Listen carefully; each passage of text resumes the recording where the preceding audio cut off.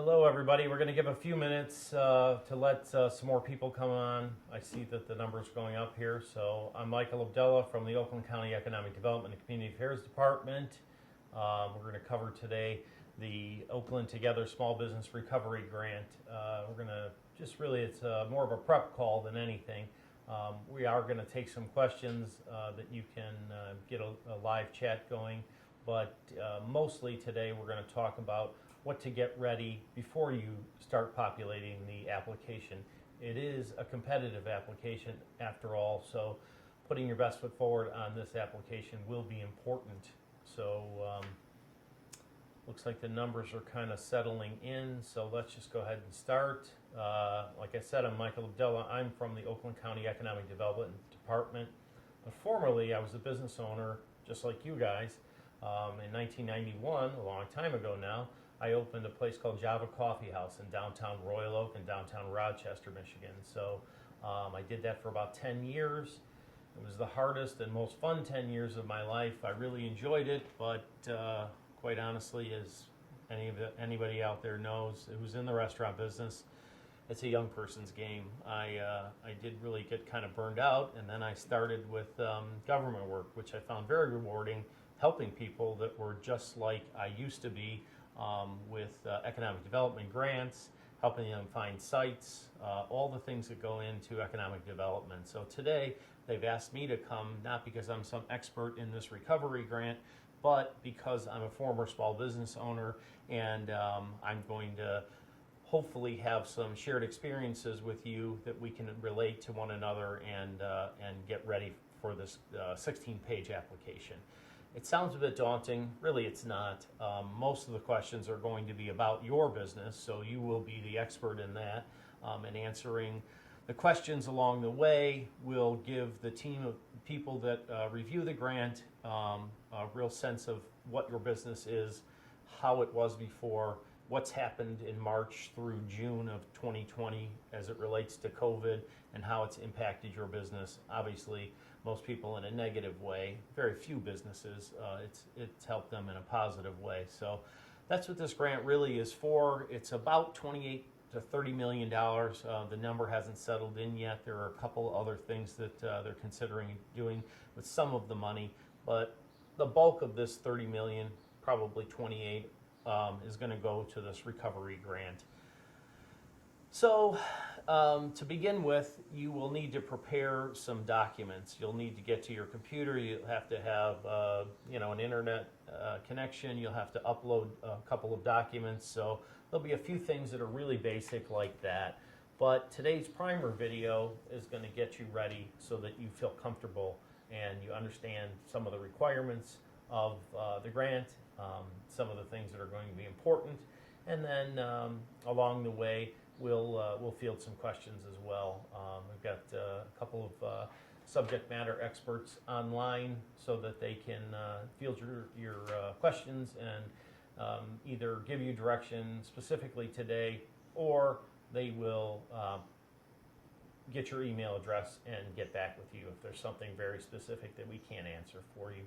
Also, I should mention today that July 28th at 2 o'clock in the afternoon, we're also going to have a second round of this type of online and video conference so that you can, at that point, ask more specific questions. Today, we're going to get ready. Hopefully, between today and next Tuesday, you take a go at filling out the application on your own. And then any way you get stuck, just save the information that you have already, and then maybe we can get a screenshot of what's hanging you up. But nevertheless, it'll only be a few days before we do this again. Tuesday the 28th is that day, and we'll help you along the way. If you need anything between now and then, go to recoverygrant@oakgov.com. That's the place you could always reach out and get our team of experts to take a look at any problems you may be having. If you get an error code, they'll have a look at that for you on our end of it to try and help you through this. So some of the things today we're going to cover is the eligibility criteria, information and documents that you'll need to begin this process, and in general, an overview of what the application is. a few things that we are not going to cover today, and people have already asked online questions about, is the Michigan Small Business Restart Program. It's a grant program from the Michigan Economic Development Corporation, the MEDC. We will not be talking about that today, and we will not be talking about the PPE grant program through Automation Alley and in conjunction with Macomb County. Those two things we're going to leave for a different episode, but today we are going to focus solely on the Oakland Together Small Business Recovery Grant. Let's see. There we are, a picture of me and our Economic Development and Community Affairs Department. Most of the things that we do in the economic development world center around assisting businesses in all the ways that they need help. When it's not COVID time, we're helping them find locations within the county to put a new facility, a new plant. We have a terrific team of small business experts who run everything from cash flow seminars to coming out and actually helping you through some of the issues that you have in your business. So we've got a tremendous team, all really ready and at the ready to help you. So if you're a large business, we have people for that. If you're a small business or a micro business, we have people for that as well. And we have programs for all of these different types of companies. So today we are going to focus on this particular help that we have going right now. The way that the grant came to be was it's a mouthful. It's a federal program, the Coronavirus Aid Relief and Economic Security Act Fund, as we call it, the CARES Act. It's to help businesses, small businesses that are negatively impacted by the COVID-19 pandemic. And when I say small, this means 100 employees or less. So, they're not tiny businesses. If you have 99 employees, you're a pretty good size operation. But that's the idea behind this. It's 100 people or less. The other thing you have to be a for-profit business. I know already we've taken a look at some of the applications that have come through, and people have checked the box to say they're a non-for-profit. I suspect that people are meaning that they're not making a profit right now, but we don't exactly know why they checked that box, but we're going to try and get a hold of those people to maybe change the answer a little bit so that it accurately reflects what type of business they really are. So today's recovery grant has to do with for-profit businesses. The agenda here is, again, we're going to cover some of the eligibility criteria, information that you'll need to get ready for the application, and then talk about the upcoming tutorial on July 28th, Tuesday. So the competitive grant program is focused around some particularly hard-hit sectors of business: retail, food and lodging, personal services, business services, entertainment and recreation, and construction and maintenance services. So all those areas have really been devastated. Our county executive has been paying attention to what everyone has been saying from the county so that we have a good feel for what the stresses are on your small business and how we can step in as the Oakland County government and assist you. So you're eligible to apply for this grant if you fall within these sectors that I just talked about. The other thing is that your businesses had to be negatively impacted by the pandemic centered around COVID-19 from March 2020 through June 2020. So right at the end of Q1 and all of Q2 of this year. So some of the things that we're looking for are a loss of gross receipts or sales. You've operated at a reduced level of production or sales, employment or service.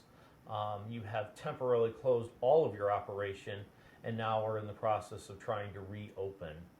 The deadline for this particular program is August 24th at 5 p.m. Of this year, 2020. So you've got another month here to be able to walk through the application and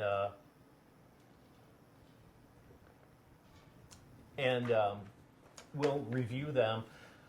I think internally we've talked about 2 to 4 weeks as being a turnaround time. So once you've sent in your application, we're going to try and take a real good hard look at it and make a determination within 2 to 4 weeks. So, and then periodically along the way, we will reach out to you and let you know what's happening with the process. So we've tried to improve this process from other grants that we've had. We've learned we're really not in this business at all. So we've, again, done the best we could with our team of experts internally so that we could find just answers for small businesses that have been reaching out every single day asking, what's next for me? How can I survive this? How can I reopen? What's going to happen to my small business? So anyways, some of the things that we're looking at here, I think you can look at the PowerPoint and see that it's nearly $30 million in CARES Act money for businesses that have been negatively impacted by COVID-19. The focus of this is the hard-hit small business sector. The deadline is the 24th. Grants are going to be awarded in $2,500 increments. So this means that obviously $2,500, $5,000, $7,500, and $10,000. But there is a total cap of the grant money that you received. If you received anything in round 1 or 2 of these grant funds, this will be a cumulative amount, so you will be capped at $10,000 total. So if you got $5,000 in the other combined 2 rounds, you're only eligible for $5,000 more, putting the total cap for each individual business at around $10,000 total. So it's no guarantee. It's a competitive grant. We'll see how many applications we have, how much money we have to go around, and we will be here again all the time so that if you have any questions or you're stuck on your application, you can reach out at recoverygrant@oakgov.com at any point, and we will be there to help you. So eligibility, we've kind of talked through these things. Small business, we consider in our internal definition is 100 employees or fewer. That's full and part-time employees. A couple other things is you can't have any outstanding property taxes. So if you're a home-based business from your home, or if you own a building that's a commercial facility, then we also have to make sure that all the taxes are current on that. Obviously, this is a government-funded program, so these are going to be important matters. The one thing we do want to stress, though, if you are in a situation where you're in the rears with something, please do reach out and try and work out a plan with that. We are going to do everything we can to help everybody who's in a situation like this. So please do. We have programs for this, and we will make arrangements to help you through that. So don't have any fears about reaching out. We're here to help. That's what, frankly, it's your tax dollars, and we're trying to help you get through this time. Now we're going to talk about maybe some of the eligible uses for the funds.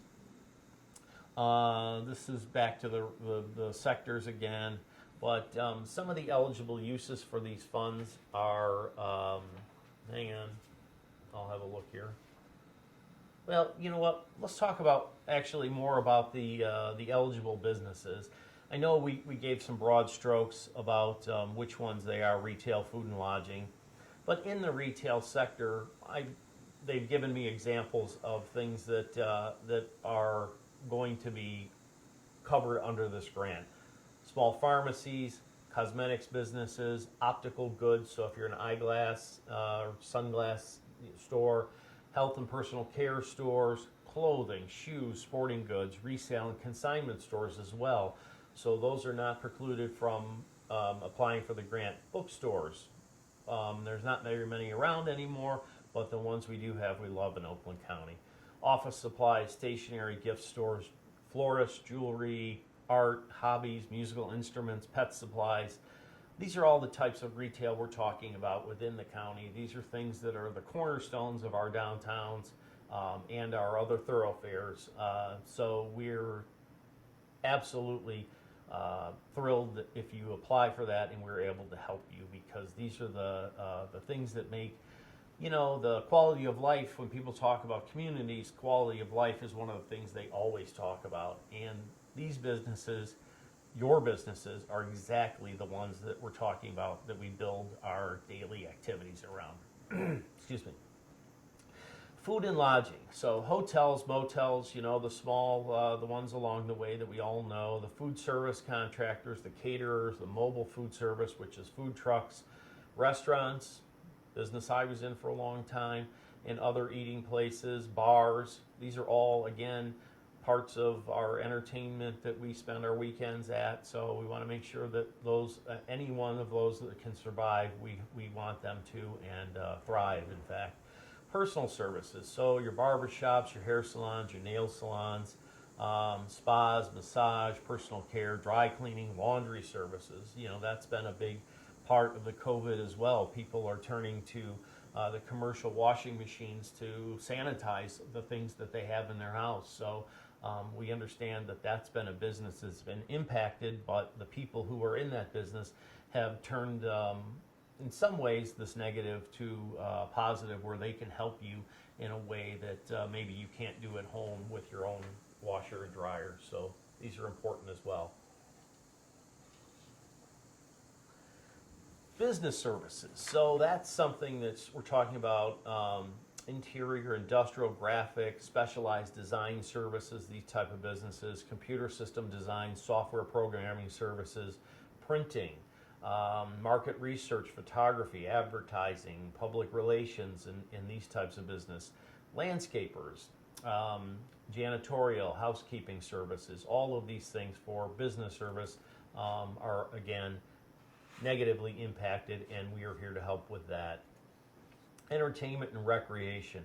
So performing arts theaters, small theaters around town, movie theaters obviously have been really hard hit by the fact that people just don't feel comfortable right now gathering in confined indoor spaces. So golf courses, which I hope to take advantage of this weekend, but even coming up this winter, ski facilities and recreational activities, yoga studios, gyms I know have been devastated by this. People have close proximity, and you have to be really cautious in the best of times to wipe down your machines and everything. So in this difficult time, it's been almost impossible for them to maintain a healthy and thriving business. But personal trainers as well. These are things that we hope that come back to keep us all fit and healthy.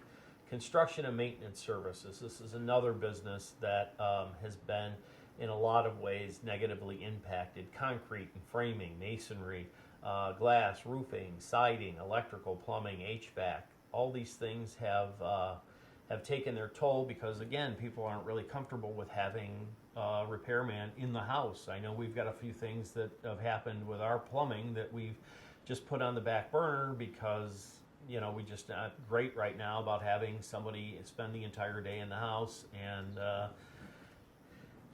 that's just something that they're wrestling with right now. And again, we are here to help with that. So excavating, construction, maintenance, all these types of businesses are, again, eligible to apply for the grant, and we really do encourage you to do that. Recovery grant at oakgov.com. If you need to hear any of this again, please take a look there. We will continue to, I believe we're going to even record this session and put it up so that people can look at it again and hear the details about how to prepare for the application process. And again, if you do take a shot at this between now and next Tuesday, the 28th, 2 o'clock, we'll be back again to even walk you further through this application. So some of the eligible uses of the funds. Let's see where we have that.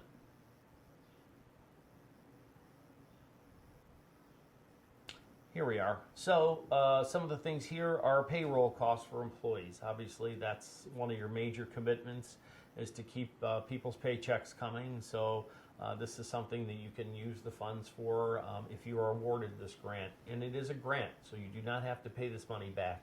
This is money that you will get for your business and be able to use for your expenses and not have to pay back.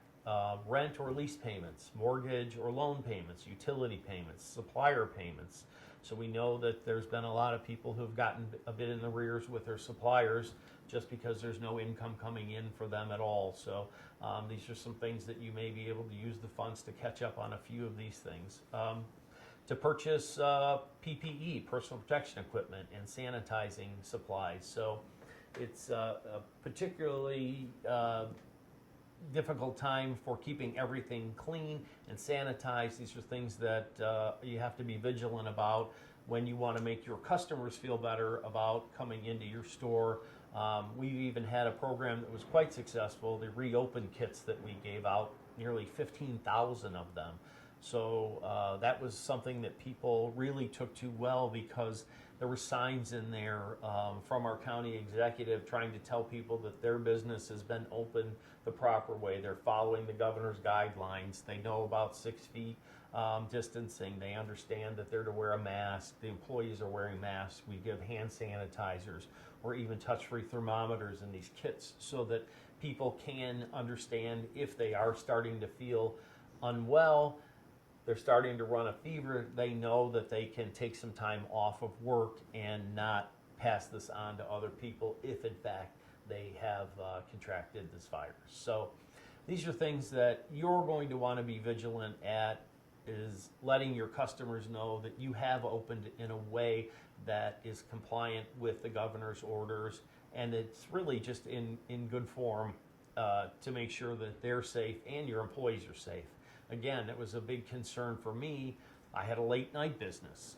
Making sure my employees were always safe was something that we spent a tremendous amount of time and effort on. So this is a different kind of danger, but nonetheless a real danger for them. So interacting with the public is something that gives a lot of people pause, but if you do it the right way and you take all the precautions, use the PPE equipment, I think that you'll find a sense of sense of peace, and that you're able to mitigate the risks, and for your employees and for the customers. So these are things, the physical building adaptation. So we were at a carry-out restaurant the other day that we used to walk all the way into the counter with. Now they've truncated the lobby so that it's a very small box that's all covered with plexiglass. First it was shocking to see, but then quite honestly I felt very comfortable once I got there, knowing that they sanitized the pen that I used to sign my credit card receipt. They had a touch-free pump there that I could put sanitizer on my hands. They had some sort of an apparatus on the door that allowed me to use my foot to open and close it. So these are things that people don't think about, but they can be costly. These are things that you will have to endure an additional expense. So you can use it for these kinds of matters. Again, lease payments, equipment, public health measures. You can purchase technology and applications so that it minimizes the interaction between the customer and the employees. Things that also encourage social distancing, whether that be physical barriers or that just be signs. These are also things that you can use the monies for. Replace inventory that's been lost due to COVID. That's a big problem. So again, being in the restaurant business, if I had to just abruptly close, I would have weeks worth of things on hand. Obviously, I would have to donate to a food bank or whatever, but you've lost those as your ability to drive your cost of goods up. So you don't have those anymore. Those are something that you can use the funds for. So these are the things that you're going to want to have on hand before you start the application process. Like I said, the process is pretty straightforward. The application's 16 pages long, but most of that, the great majority of that, again, you will be the expert in, because it's going to be questions about your particular business. So these are things that we're trying to glean some knowledge about your business, where it was, how it was negatively impacted March 2020 through June 2020, that Q1, the end of Q1, all of Q2, so that we can get a good sense of how it was impacted. The legal business name, address, and the year you were established. These are things that are very specific. So we are going to be working through a federal website so that we can match up the taxpayer identification number, or TIN number, to your business. So it has to be able to, we have to be able to match those two things up in some way in order to verify that you are going concern and that you're current on your taxes and these types of things. So when you talk about the legal name of your business, all of it matters. Uppercase, lowercase, commas, all these types of things make a big difference. So we have been, over the last week that the application's been open, guiding people to the Licensing and Regulatory Affairs website, LARA, and at the state of Michigan. That will tell you a few things about your business. And there's some things it won't tell you. I don't think you can get your taxpayer identification number there, but what you can do is find out exactly how your business is named with the state of Michigan. So have a look at that to get that information, have it on hand, so that one of the first things you do before you even start the application process is to do this TIN verification, taxpayer identification number verification. There's a button on there that you click, and I think you can do it 3 times and have something wrong before it locks you out of the system for, and I don't know exactly how long it is, but it's some measure of time. So that's one thing you'll want to know. You'll obviously want to know the physical address of your business, including 2 documents that can corroborate that: articles of incorporation, utility bills, tax bills, lease agreements, the deed to the building if you own the building. Your tax classification, again, that'll be something that either you will know if that's your background, and if it's not, and I know a lot of small business owners are masters of a craft, but they're not finance people. So I'm sure you have an accountant that you can ask a few of these questions to, and that's one of the reasons we're doing this video today, is to let you know all the things that you'll need, so that if you do have to call your accountant or your attorney or your banker, you can ask all the questions at one time, so that way if there is a fee associated with, you can kind of keep that under control by asking all the questions at once. The 2019 federal tax returns, you'll have to have that. Again, the TIN number, taxpayer identification number, will be something. If you are a sole proprietor, which there aren't a tremendous amount around, or I think a single member LLC, I believe as well, you can use your Social Security number. That will be what takes the place of your TIN number, because you will have reported your income on your regular tax filing. So if you are a sole proprietor, then go ahead and understand that you're going to then, in lieu of the taxpayer identification number, TIN, for maybe a corporate business, you will then put in your Social Security number, your EIN, your employee identification number. Now that I do believe you can get from the LARA website, along with your legal name of your business and your EIN number. Those are things that you can get from there. These are a few of the things that you'll need to get ready. So the other thing is you'll have to prepare for a W-9 statement. That's you'll need the information to populate in our application process. Obviously, it's not an official IRS W-9 document, but we will use the same information that appears on your W-9. So if you're a cleaning company and someone had paid you and they need to 1099 you at the end of the year, obviously you would have given them a W-9 so that they could do that accurately. So, grab a copy of that. The other thing is, I asked my personal accountant before I did this video, where would I find my taxpayer identification number if I, just didn't have it handy? And they said that, if you keep on file the original paperwork, if you opened up your checking account for your business, that will be on there. A W-9 statement that you've used in the past, your tax filing. These are really handy places that you can find that very specific federal number, the TIN number, and then we will go ahead and verify that. Once that's done, and you'll know right away whether you've gotten past that or not. If you're not and you get stuck, again, we are here for you always at recoverygrant@oakgov.com. And then on the 28th, next Tuesday at 2 p.m., we'll also be there I'll be here again to talk with you about some more specifics about populating the application. So between now and then, get these things ready. Try and figure out all the questions that you think that you don't quite know yet. Figure that out before you start the process. And I tell people I went through the application myself just recently and just tried to think of the answers from my former business. So I looked at it, and I would think it was going to take you about an hour to get through the whole thing. You got to be able to upload a few things. You have to have a good internet connection.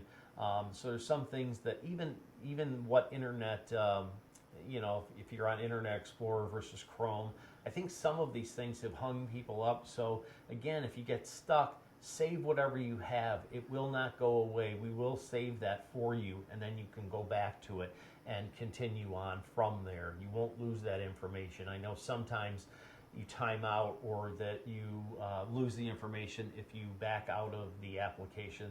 This will not happen with our application. You will be able to go back to it and revisit and start where you left off. So it's better to do the whole thing in one fell swoop if you can, but if you can't, then again, we're there to help so that we can answer any of the questions you might have. I have a few other things here that I think will be helpful for you. Let's see. So people have asked, how will the applications be reviewed? There will be a panel of experts that look at this. It will be scored objectively. The ownership of the business, do you own, lease the space, or are you a home-based business? The type of business you are, the decrease in revenue, the decrease of employment, the previous commitment to public health best practices. Have you been compliant in the past? Are you doing all the things you can to keep your employees and the public safe? Future commitment to best practices. We want to see that going forward, even though it's a new ground for everybody, we've all had to learn how to sanitize our hands, wash our hands, use the mask when you're out in public or when you're gathering with people. So these are some things that we really want to see businesses make a commitment to. The government is here to make a commitment to help. Oakland County is here to make a commitment to help you. We want to make sure that you're doing all you can to keep your employees, yourself safe, and the public in general. So that's one other thing. People have been, I think, asking questions online. Maybe if I can take a look at, let's see what we have. Maybe if we could take a couple questions right now. We're going to wrap this session up here soon, but July 28th at 2 o'clock in the afternoon, you can come back. And if you need more detailed questions, certainly you can ask at that point on the chat. If you don't feel comfortable with that, or that's something that you're just not prepared to do, recoverygrant@oakgov.com. You can always send a question, and there will be somebody there, subject matter expert, to assist you, to walk you through, to try and get you to put your best foot forward on this application. Because, like I said, it is a competitive grant, and the grant funds, we want them to go to the places where they will have the most impact, and they will then encourage the business owners to do comply with the best practices of public health for the employees, for the public in general. Sorry, there's birds chirping everywhere. I am, like most people, home officing, so my wife and I both do this. She took over the dining room inside of her house because obviously it has air conditioning, and I took over her she shed, which you can see in the background, that mostly gets warm in the afternoon. So I think that's why she lent it to me to make my office out of it. But it's been nice. We've got a 9-year-old daughter, so we're able to see her more and do the things that, family bike rides and everything that you guys are doing, I'm sure. Long walks with the dog. We've got the fittest dog in the neighborhood right now, as I'm sure, everybody does, because of all the things we have to do from home that we used to do in our offices. So please do reach out for this meeting again on July 28th, 2 o'clock in the afternoon. And again, anytime between now and then or after then, recoverygrant@oakgov.com. We are here to help, and we really do want to make it a smooth process for you. Alan, are there any questions that you think we might answer right now? Small law firms and e-commerce companies eligibility. I believe those are service businesses. Yes, I think those are going to be people that will be able to apply for this grant. And then again, cover $10,000 cap that if you received before. Yes, so this particular grant is a $2,500, $5,000, $7,500, or $10,000 increments. If in fact you have received monies in the past from other grant programs, so before we called them stabilization grants, right? We're trying to, as soon as it happened, we got monies out there through the Oakland County Together Fund to let people stabilize their business. Now we're worried about people recovering. So some people have honestly gone out of business, which is a terrible, unfortunate, side effect of this pandemic, but it's happened.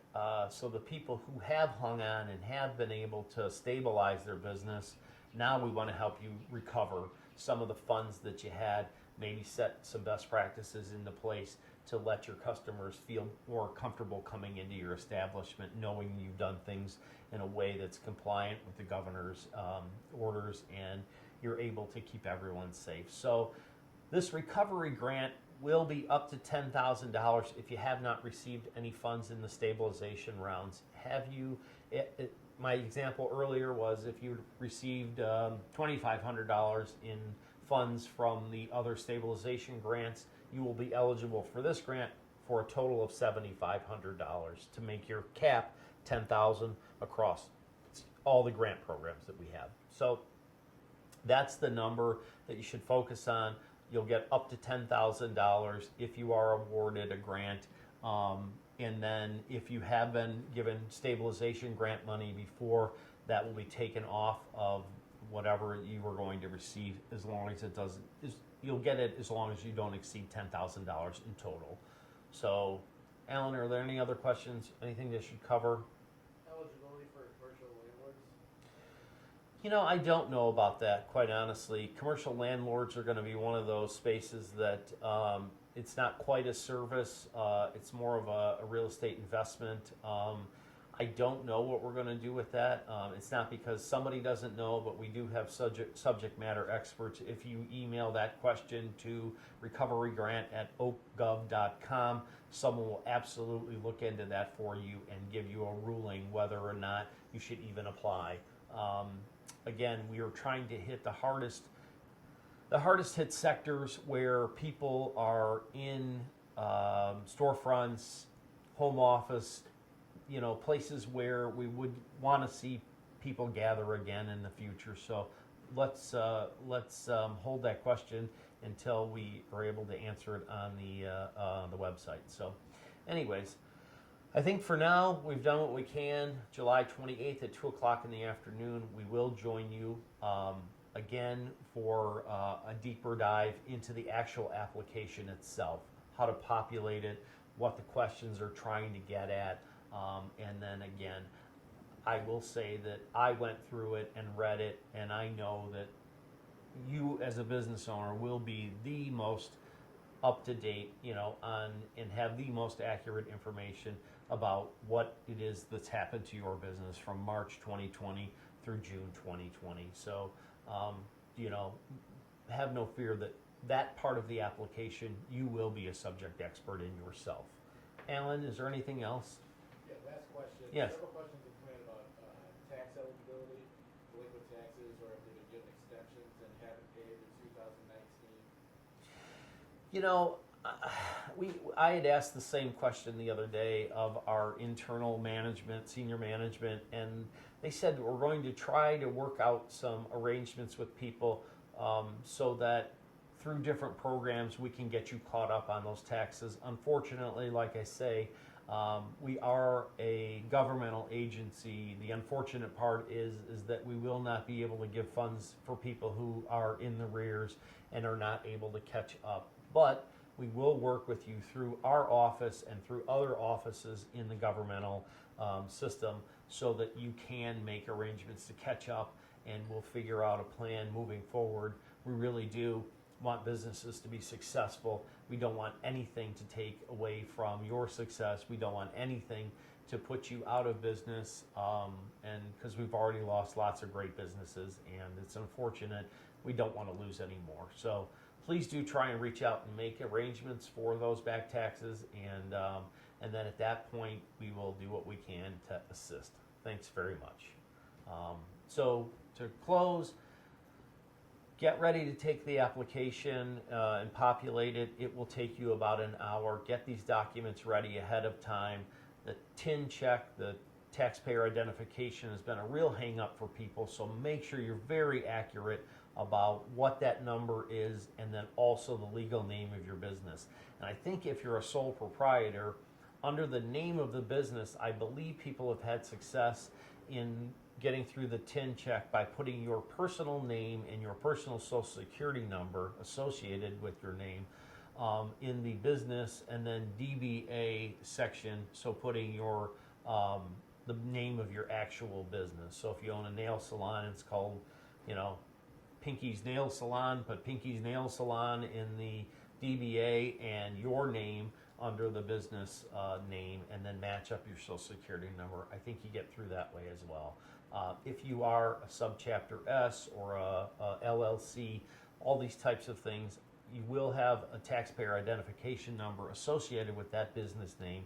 And again, be very specific about how you populate those two pieces of information, because it is something you will have to do before you get into the meat of the actual application.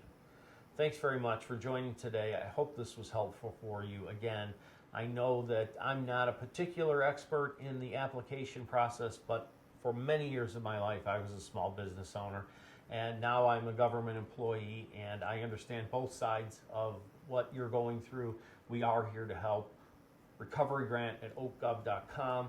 Please visit that if you have any questions. And if you need to just take a screenshot and send it in as an email, we'll also help you with that as well.